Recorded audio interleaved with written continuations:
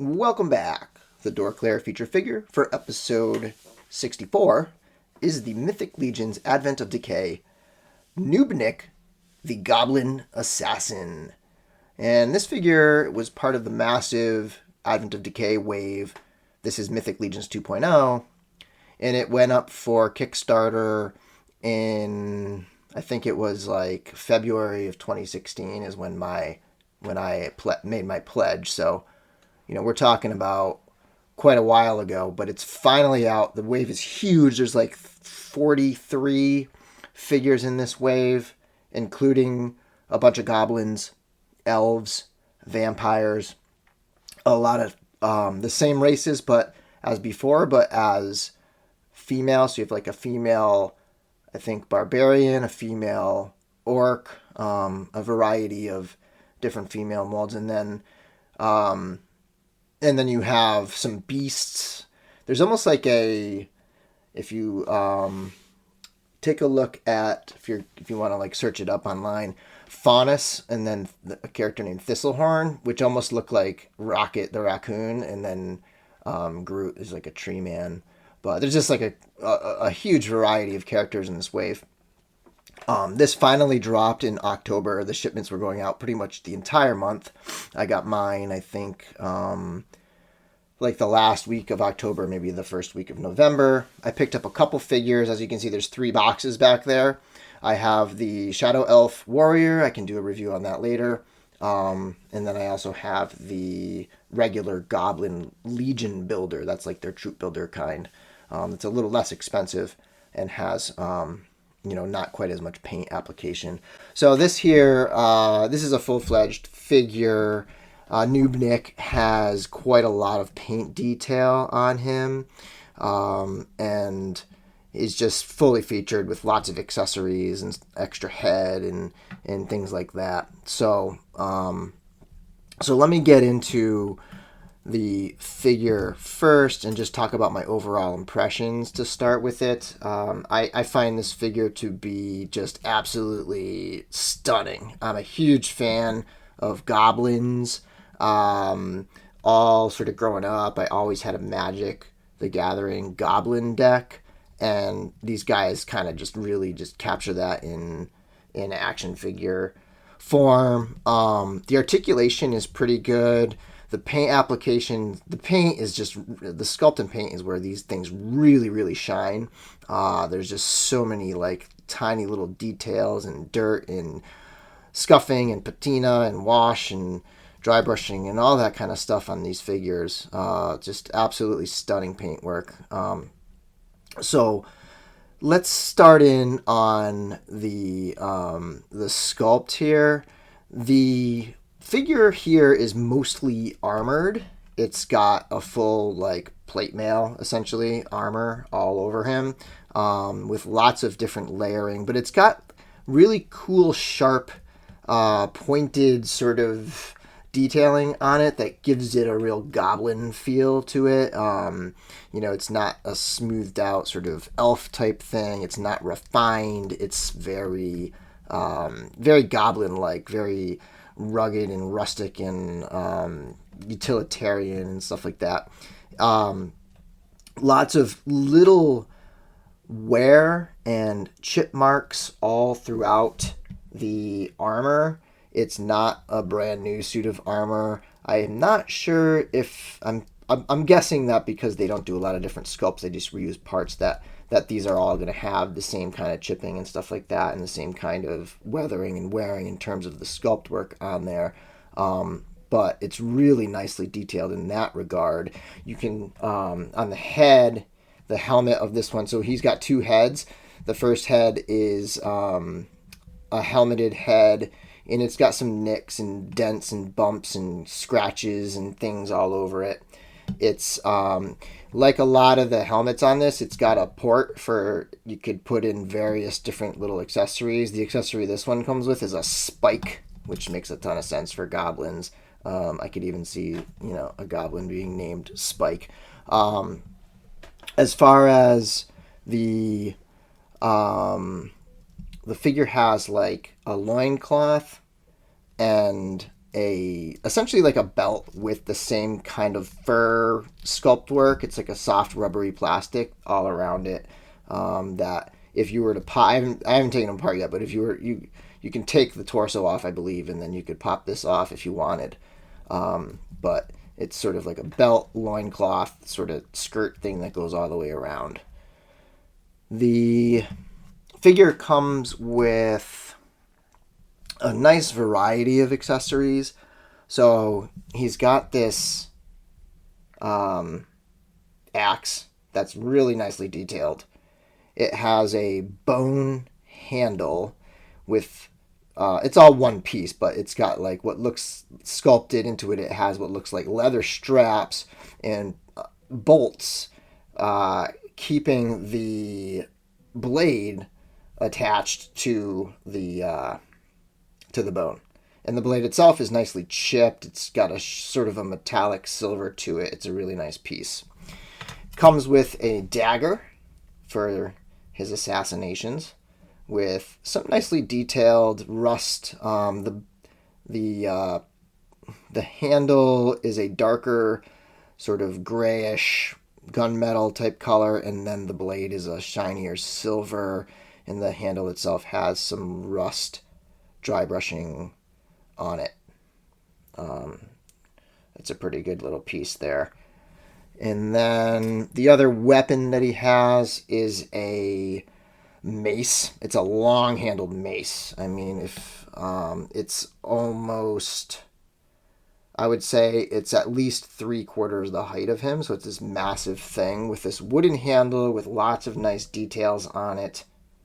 And then basically what almost looks like a pewter or, like a iron type heavy mace head rounded with knobs. It just looks like it would destroy somebody if it hit. It comes apart, so there's probably some other pieces out there where you could swap out the parts. So this wooden handle that comes with probably is being used on some other figures for some different types of weapons, which is kind of the genius of this whole line. Is things are interchangeable. Lots of people will sort of buy parts off of other people and create their own custom figures off this line. The customizer community for Mythic Legions is awesome. They're really nice. And then it comes with these shoulder pauldrons, I guess, that are parts of armor that if you want to make them a little more heavily armored, they're very, sort of goblin-y looking, very intense types of pieces of armor. Really nice. And when I look at the elven ones, so this right here is the one that comes with the elf. It's actually a totally different sculpt. So they're not all the pauldrons are the same. These are very goblin-like. These might be used on maybe like the female orcs or something as well. But these would go on the shoulders like this, just to give them a more, they peg into the back just to give them a more heavily armored kind of look. He comes with this additional head that has no helmet on it. It's really nicely detailed. He's got bright yellow eyes that gives him some life. He has some wash and some paint details giving some shade and shadow into his eyes and cheeks and stuff. His teeth are different paint and look very tooth-like, very realistic. The paint is really clean for the most part on this thing. Very, very nice. Really beautiful head sculpts on these. And like I said before, the paintwork, the fact that they've been able to sort of mass produce this paintwork this nice is really cool.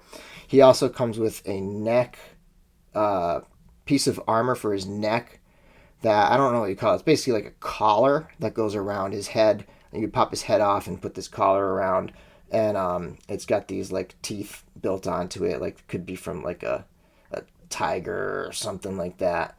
But it's also in that same kind of rustic metal, probably iron, that the rest of his armor is made out of, with bones put into it as well. And then finally he comes with a strap. I think pretty much every figure comes with this same strap. It's just a leather strap that can go around his shoulders, and it has a little spot to put a weapon in there. So if you wanted to put it around his shoulders and then slide, the mace in there and have that on his back, or maybe the the axe or something like that. You could put that on his back as well. I think this is kind of best when you have like a long sword or something to put on the guy's back. But this would just go around his shoulders. And, it's just like a piece of leathery looking thing. But it's not just one sculpt. It's not sculpted in the color. I mean, it's got paint on there as well as it being sculpted in that plastic color. Okay, so moving on to the figure, we'll talk about the articulation a little bit. This guy, these aren't the Mythic Legions line doesn't have the greatest articulation. It doesn't have like double jointed elbows or anything like that, which makes it a little bit difficult for them to double hand weapons. You can sometimes get it to hold weapons if you can like pose it right. But as far as his head goes, he's got a lot of range of motion in the head, quite frankly. The head is just on a ball like that. The neck piece comes off, but it's not articulated really. I mean, it turns, but it's it's not like, it doesn't add any articulation to it. So the head's just on a ball like that. But you get a pretty good range of motion. You can move his head side to side. You can cock it left and right. He looks down really well. He looks down quite nicely, and it makes sense because he's a goblin, and I imagine him being sort of hunched over anyway because the neck is pitched forward. If you kind of look at some pictures of it, if you're not watching the video, you can see how kind of cocked forward and stuff the figure is. So the shoulders, as you can see, the shoulders go up about they don't even go out to like 90 degrees out to the side unless you rotate them around. So you can get the shoulders straight up, but you just have to rotate them in the right direction. A lot of poses are possible if you rotate things correctly. There's no upper bicep swivel, but there is a swivel at the lower bicep at the above the elbow, and then there's a swivel at the top of the gauntlet. And then there's a swivel at the wrist, and there's a hinge at the wrist as well. The elbow will bend this far. It'll bend about just past 90 degrees, and the wrist can bend really far. In fact, the wrists are a little weird. Mine are super loose, and so if I put them all the way in, they just kind of, if he's holding a weapon in a certain way, it might just flop down. But at the same time, if you pull it out a little bit, which is actually where I like it to be, just pulled out, so it's almost like half pegged in, it actually gets more articulation in the wrist as you turn the wrist. So I kind of like it like that anyways, and then it stiffens it up too. So kind of a little bummer that it gets super loose if it's in the right position. But the wrists have quite a good range of movement if you position them correctly. The upper torso has a joint at the top and then a joint at the waist. The joint at the waist doesn't have much crunch. It's got a little bit, I don't know, maybe I can loosen it up a little. It definitely has a lot of turn. When you turn the waist, it works well. The crunch really comes in at the top joint. So at the top of the waist, there's a lot of crunch forward. So it gives them that goblin hunch. And then the legs, they pretty much can do the splits pretty far out. They might even go further if this loincloth wasn't there. There's probably like some room to go out further, but that loincloth catches on both sides, and then it doesn't allow it to go. The upper thigh has a swivel. The knees bend. Again, there's no double joint in the knees, but they bend pretty far. And then there's a swivel at the under the knee joint. There's a swivel, but the armor kind of prevents it from moving too much, so you can get a little bit of wiggle. And then at the ankles, there's a hinge at the ankle, which can be a little tricky and a little tight, especially when you get it first out of the box. And then there's a pin and swivel at the ankle that is pretty typical with figures like this. And you know, if you angle it the right way, it will have quite a bit of flat-footed stance. So like I'm quite happy with the way the ankle articulation is with these guys.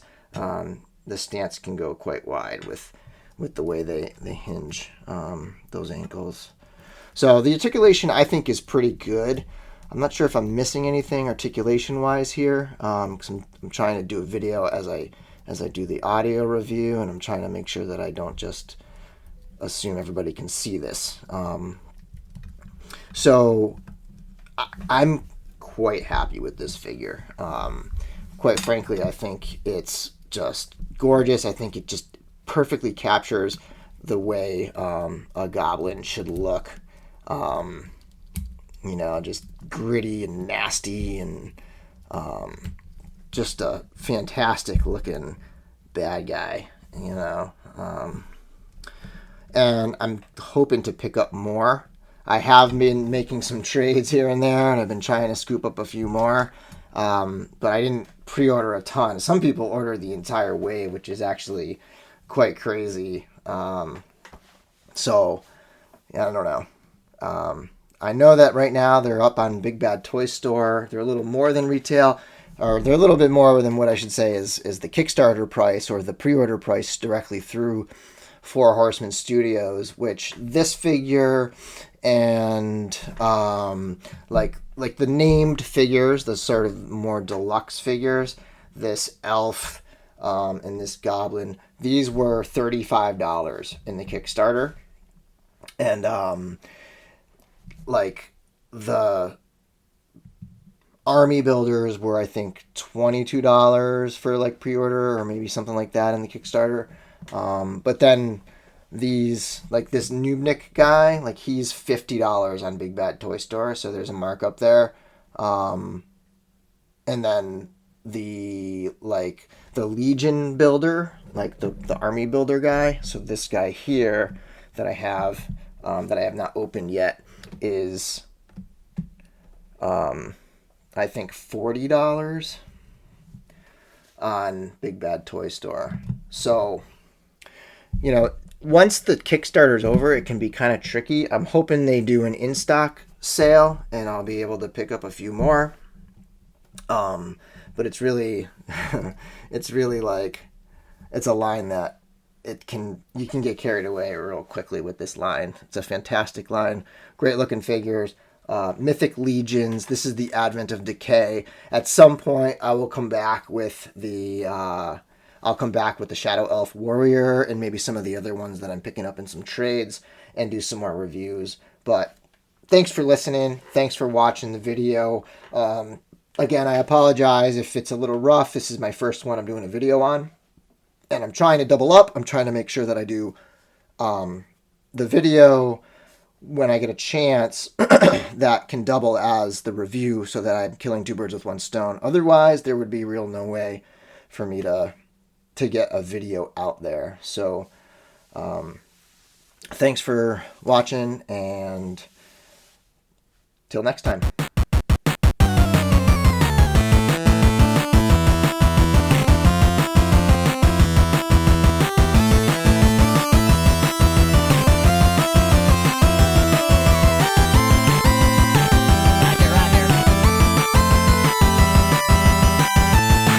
DorkLair.